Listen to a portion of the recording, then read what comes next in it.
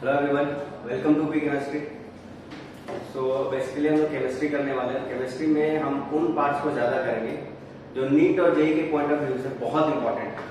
मतलब कोई भी चैप्टर चूज करेंगे, उस चैप्टर में से उस टॉपिक को कवर करेंगे, उस टॉपिक से रिलेटेड सारे टाइप ऑफ क्वेश्चन मैं आपको बताऊंगा जो कि इजी से इजी वे में आपका बन जाएगा। तो फर्स्ट जो चैप्टर है वो हम स्टार्ट करने वाले हैं कोऑर्डिनेशन कंपाउंड। ठीक है, कोऑर्डिनेशन कंपाउंड से आपका नीट का एग्जाम हो या जेई का एग्जाम हो, 3 या 4 क्वेश्चन तो आ ही जाता है। ठीक है, तो लेट्स स्टार्ट।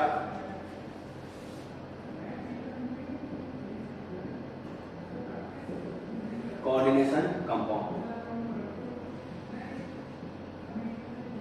कोऑर्डिनेशन कंपाउंड में से पहला टॉपिक जहां से क्वेश्चन हर एक साथ आता ही है, वो कैसे भी ट्विस्ट करके पूछेगा, लेकिन वहां से पूछेगा ही। वो पहला आपका है वर्नर थ्योरी।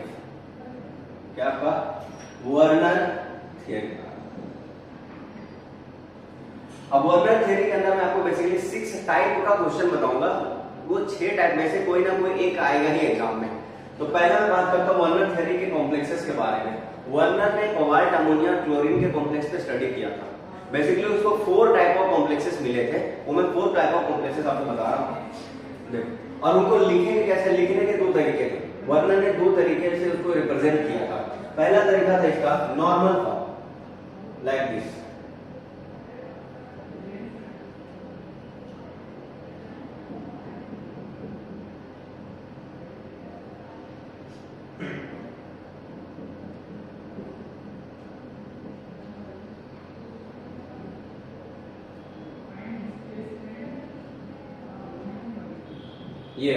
ये 4 कंपाउंड थे जो वर्नर को मिले थे। अब आप बोलोगे सर ये 4 कंपाउंड उसने डिफरेंशिएट कैसे किए थे, कैसे पता चला 4 कंपाउंड मिले थे? तो बेसिकली सबका कलर अलग अलग रहा था। कलर के बेसिस पे वर्नर ने डिफरेंशिएट कर दिया था। आपको कलर से क्वेश्चन पूछना नहीं, हम बात करते हैं। देखो, वर्नर का कॉम्प्लेक्स इस फॉर्म में लिखा जा सकता है या फिर इसी को हम इसके फॉर्म में लिखेंगे।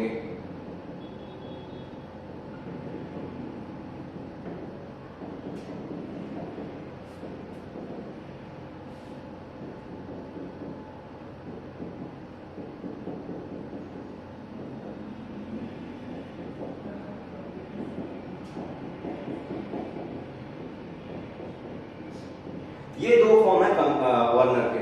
अब लोग पता कैसे लगाना है कि हमें अमोनिया यहाँ सीख सकना है, क्लोरीन एक अंदर रखना है, बाहर रखना है। तो आपको बेसिकली यहाँ का नंबर देखना है। वर्नर ने जो कोबाल्ट का कॉम्प्लेक्स का पता लगाया था वो ऑक्टाहेड्रल कंपाउंड था। ऑक्टाहेड्रल कंपाउंड कहने का मतलब 6 कोऑर्डिनेशन नंबर, मतलब 6 लिगेंड होने चाहिए। मोनोडेंटेड है ये सारे मोनोडेंटेड है। एक ही लोन पे हैं तो मोनोडेंटेड है। तो यहाँ 6 है और दैट मींस 3 क्लोरीन होंगे, वो बाहर चले जाएंगे। इसमें क्या है, 5 अमोनिया है, तो 6 होने के लिए 1 क्लोरीन को अंदर आना होगा, तो 2 क्लोरीन यहाँ बाहर रहेंगे। यहाँ क्या है, 4 अमोनिया है, तो 2 क्लोरीन अंदर और 1 क्लोरीन बाहर हो जाएगा। 2 क्लोरीन अंदर, 1 क्लोरीन बाहर हो जाएगा। यहाँ 3 अमोनिया है, तो तीनों के तीनों क्लोरीन क्या रहेंगे, अंदर रहेंगे। अब यहाँ इसके बेसिस पे क्वेश्चन देखो, इस फॉर्मूले से क्वेश्चन पूछ लेता है। आपको एग्जाम में ऐसा दे देता है और बोलता है बताओ अगर इसका रिएक्शन मैंने AgNO3 के साथ करवाया, इनका रिएक्शन में AgNO3 के साथ करवाऊं तो बताओ क्या बनेगा या कितने मोल ऑफ प्रोडक्ट बनेगा।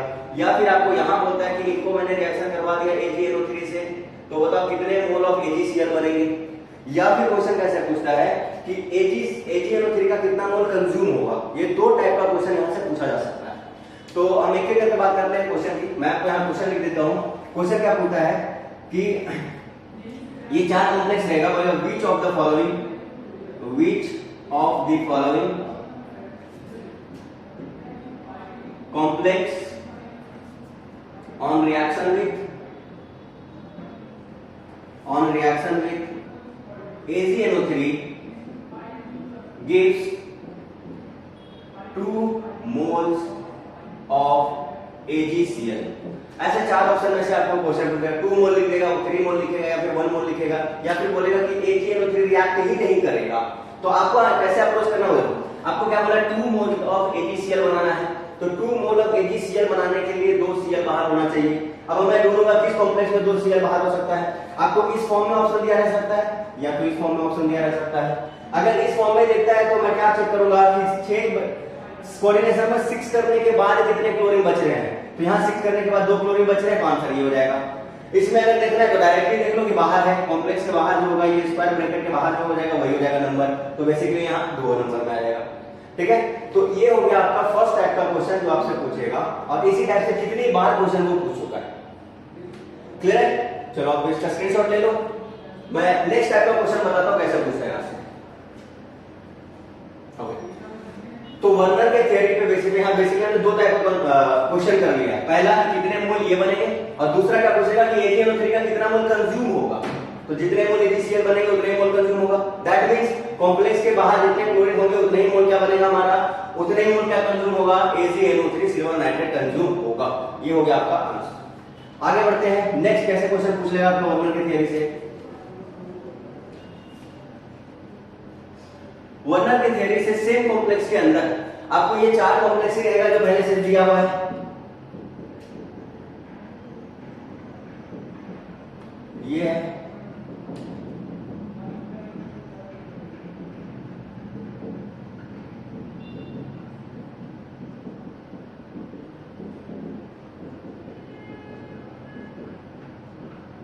है, ये चार कॉम्प्लेक्स रहेगा और आपको बोलेगा नंबर ऑफ आयंस बताओ कि मैक्सिमम नंबर ऑफ आयन किसमें मिलेगा।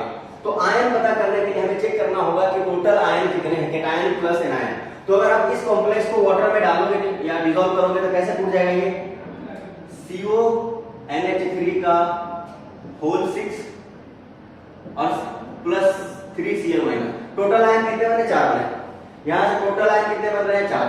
उसी तरह यहां दोनों होते हैं, एक प्लस और 2 माइनस। तो टोटल यहां कितने बन जाएंगे, 3 बन जाएंगे।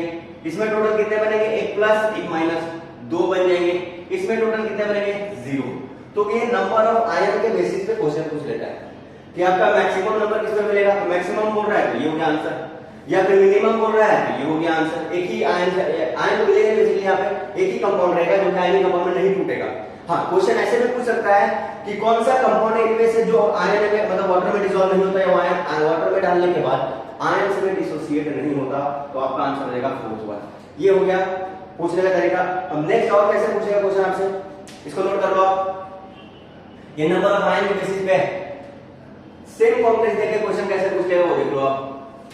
कॉम्प्लेक्स देगा और क्या बोलेगा आपको, कंडक्टिविटी का ऑर्डर पूछेगा। कंडक्टिविटी, अब कंडक्टिविटी क्या होता है, जैसे कि आपने क्या किया, कोई भी कंपाउंड डाला वाटर के अंदर, अब वाटर के अंदर इलेक्ट्रिसिटी डालेंगे तो कंडक्टिविटी किसका ज्यादा होगा, मतलब कौन इलेक्ट्रिसिटी को ज्यादा कंडक्ट करेगा, वो आपसे पूछेगा। तो कंडक्टिविटी जो है वो डायरेक्टली प्रोपोर्शनल होता है नंबर ऑफ आयंस के। जिसके पास जितना नंबर ऑफ आयन होगा उसकी कंडक्टिविटी उतनी ज्यादा हो जाएगी। तो अगर मैं इसको A बोल दूं, B, C या फिर D बोल, तो कंडक्टिविटी का ऑर्डर क्या हो जाएगा, कंडक्टिविटी का ऑर्डर हो जाएगा क्या, 1 2 3 4। क्योंकि 1 में क्या रहेंगे, 4 आयन रहेंगे, ज्यादा आयन तो ज्यादा कंडक्टिविटी, इसमें 3 है, इसमें 2 है, इसमें आयन ही नहीं, तो ये कंडक्टिविटी आपका शो नहीं करेगा। ये हो गया आपका आंसर कंडक्टिविटी के बेसिस पे। तो बेसिकली वर्नर के थ्योरी से इतने टाइप के क्वेश्चन पूछा जा सकता है। मैंने आपको क्या क्या बताया, फिर से सुन लो आप। मैंने पहला टाइप बताया कि कॉम्प्लेक्स देख के आपको क्या पूछ लेगा कि AgCl फॉर्म, कितने AgCl या कितने मोल ऑफ AgCl बनेंगे वो पूछ लेगा। दूसरा मैंने आपको क्या बताया, AgNO3 कंज्यूम, कितने मोल ऑफ AgNO3 कंज्यूम होगा या कितने मोल ऑफ AgNO3 की रिक्वायरमेंट है रिएक्शन को करने के लिए, वो आपसे पूछ लेगा। नेक्स्ट मैंने आपको क्या बता दिया, नंबर ऑफ आयंस। नेक्स्ट आपको क्या पूछेगा, नंबर ऑफ आयंस का क्वेश्चन पूछेगा। और क्या पूछेगा, अभी आपको रिप्लाई मैंने कंडक्टिविटी का क्वेश्चन रिलेटेड पूछेगा आपसे, कंडक्टिविटी का क्वेश्चन पूछेगा आपसे, ठीक है। एंड द लास्ट वन जो आपसे पूछेगा वो क्या है, देखना चाहता। इन 4 कॉम्प्लेक्स को देने के बाद आपसे पूछेगा कि बताओ इसमें से कौन ज्योमेट्रिकल आइसोमेरिज्म शो कर रहा है, which shows ज्योमेट्रिकल आइसोमेरिज्म। और ये क्वेश्चन अब बहुत बार आ चुका है, नीट के क्वेश्चन या जेईई के क्वेश्चन उठा के देख लेना, ये क्वेश्चन बार-बार पूछता है ज्योमेट्रिकल आइसोमेरिज्म कौन शो करेगा। तो इसका आंसर है ये option number B, option number B नहीं, ऑप्शन नंबर सी है आपका आंसर। ऑप्शन नंबर सी जो है वो ज्योमेट्रिकल आइसोमेरिज्म शो करता है। कैसे करता है मैं आपको दिखाता हूं, आप यहां तक स्क्रीनशॉट ले लो, नोट कर लो अपना। चलो देखो जरा कैसे दिखाता है ये। अब ये जो कॉम्प्लेक्स है वो 2 फॉर्म में एग्जिस्ट करेगा। ऑक्टाहेड्रल है तो 4 प्लेन में, एक प्लेन के ऊपर एक प्लेन के नीचे, 4 प्लेन में एक प्लेन के ऊपर एक प्लेन के नीचे रहेगा, ठीक है। अब देखो अमोनिया को मैं यहां रखता हूं, अमोनिया यहां रख देता हूं, ये रहा अमोनिया, ये रहा अमोनिया, ये हो गया Cl और ये हो गया Cl। अब ये Cl देखना एक साइड है, और अगर ऐसा आपने जैसे एंगल बेसिस पे देख लो, कि यहाँ जो एंगल बना रहे हैं 90 का एंगल बना रहे हैं, क्योंकि एक प्लेन में जो भी होंगे दो कितने का एंगल बनाएंगे, 90 का एंगल बनाएंगे। तो अगर दो सेम लिगेंड या दो सेम ग्रुप 90 के एंगल पे है तो उसको हम सिस बोलते हैं, we call it cis. And अगर ये दो अलग अलग एंगल पे हैं, अगर 180 के एंगल पे है, अगर दो सेम लिगेंड हमारे 180 के एंगल पे है then it is called trans. ठीक है, तो कॉम्प्लेक्स कंपाउंड में हम कैसे चेक करते हैं सिस ट्रांस? अगर दो सेम लिगेंड क्या हमारे 90 पे है तो वो सिस कहलाता है, और दो सेम लिगेंड अगर 180 पे है तो ट्रांस कहलाता है। और यही दोनों जो पेयर है उसको हम क्या बोल देते हैं, ज्योमेट्रिकल आइसोमर्स। ये दो पेयर क्या कहलाते हैं, ज्योमेट्रिकल आइसोमर्स कहलाता है। और जो कंपाउंड ऐसे कंपाउंड बना सकता है, तो जो कंपाउंड इस तरह के कंपाउंड बना सकता है उसको ज्योमेट्रिकल आइसोमेरिज्म शो किया हुआ बोल सकते हैं। तो आपका आंसर हो जाएगा सी नंबर, जो है ज्योमेट्रिकल आइसोमेरिज्म शो करेगा, मतलब वो सिस भी बनाएगा और ट्रांस भी बनाएगा। तो ओवरऑल वर्नर के कंपाउंड के बेसिस पे आपका 5 टाइप का क्वेश्चन हो गया। पहले आपको बताया मैंने नंबर ऑफ आयन का, फिर आपको बताएंगे AgCl कितना बनेगा, AgNO3 कितना कंज्यूम होगा, कंडक्टिविटी किसकी ज्यादा होगी, कितने नंबर ऑफ आयन होंगे। ये बेसिकली 5 टाइप का क्वेश्चन अब बार बार रिपीट कर रहा है इस क्वेश्चन को, मतलब मैक्सिमम पॉसिबिलिटी है कि इस बार भी वो डालेगा क्वेश्चन यहाँ से, और इन्हीं 5 तरीके में से कोई एक तरीका डाल देगा आपका। ठीक है, उसके बाद वर्नर के जो पोस्टुलेट्स थे और like primary valency, secondary valency, वहां से क्वेश्चन कैसे पूछता है वो मैं आपको नेक्स्ट लेक्चर में बताऊंगा। तब तक take care, good bye. And आपको वीडियो पसंद आया हो तो please like, subscribe and share. चलो मिलते हैं नेक्स्ट लेक्चर।